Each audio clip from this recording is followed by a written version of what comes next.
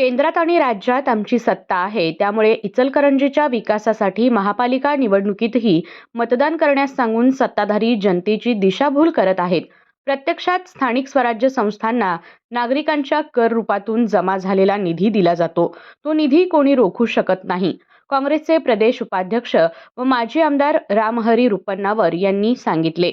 प्रभाग क्रमांक 11 मधील शिवशाहू आघाडीच्या उमेदवारांच्या प्रचारार्थ झालेल्या कॉर्नर सभेत ते बोलत होते.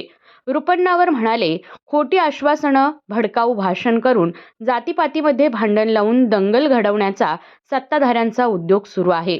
काँग्रेसच्या 70 वर्षाच्या काळात निवडणूक आयोग, न्यायालय यावर कोण शंका घेतली नव्हती. काँग्रेसने कधी सत्तेचा दुरुपयोग केला नाही, पण सध्या या उलट स्थिती आहे. लोकशाही संपवून हुकुमशाहीकडे वाटचाल सुरू आहे.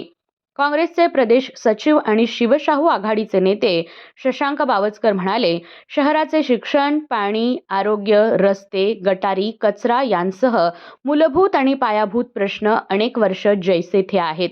त्यामुळे विचारपूर्वक मतदान करून पायाभूत मूलभूत प्रश्न सोडवण्यासाठी सत्ताधाऱ्यांना खड्यासारखे बाजूला ठेवा. आमिषाला बळी न पडता परिवर्तनाच्या लढ्यात सहभागी व्हा.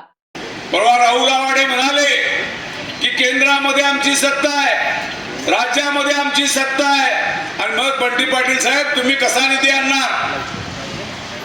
मग बंटी पाटील साहेबांनी सांगितलं की सत्ता जर तुमची 2014 पासून केंद्रामध्ये आहे, राज्यामध्ये आहे, तर तुम्हाला का ही योजना राबवता आली नाही, इचलकरंजीला पाणी का देता आलं नाही, याचं मात्र उत्तर त्यांच्याकडे नाही आहे. अभि तळकर, महेश वेळू, विशाल कांबळे यांची यावेळी भाषणे झाली.